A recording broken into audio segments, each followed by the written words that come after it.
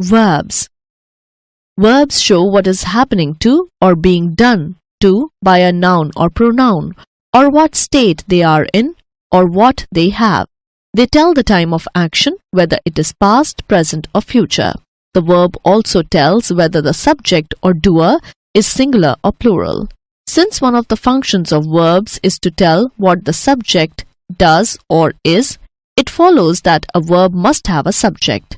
The subject of a verb can be identified by asking the question who or what before the verb.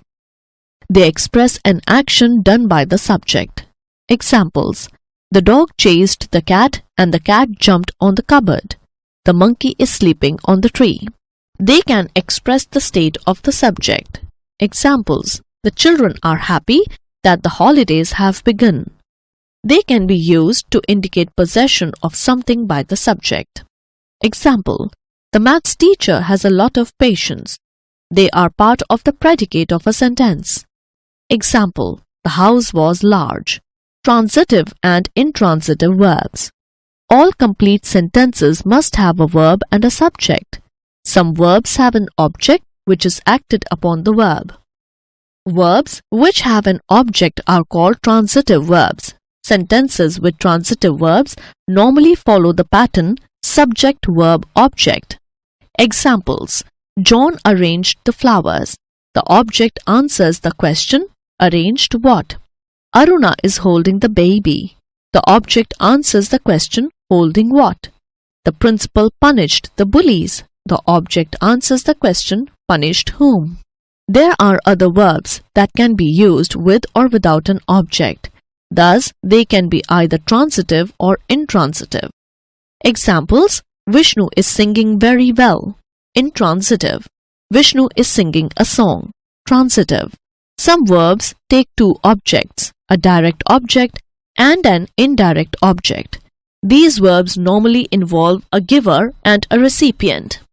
The recipient is the indirect object. The object given to the recipient is the direct object. The direct object can be found by asking the question what.